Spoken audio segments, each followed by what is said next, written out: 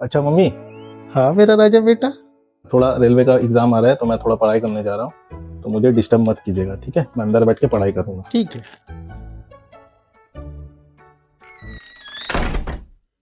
अरे वाह, लगता है मेरा राजा बेटा रेलवे का पढ़ाई कर रहा है, बहुत सीरियस है, अफसर बन के ही रहेगा, मेरा नाम ऊंचा करके। वाह। एक काम करती हूँ, मैं भी देखती हूँ मेरा बेटा क्या पढ़ रहा है। चलो।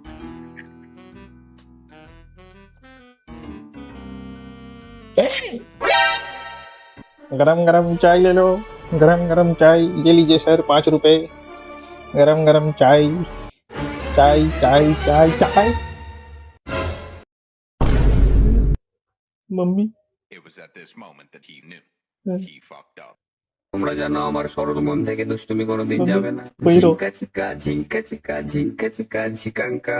মন আমার পাগল হয়ে পদ্ম পাতায় বসে, মন আমার পাগল হয়ে পদ্ম পাতায় বসে, শিশিরের সাথে কেমন পীড়িত করে মরে রে। ঝিঙ্কা চিকা ঝিঙ্কা চিকা ঝিঙ্কা চিকা ঝিকাঙ্কা।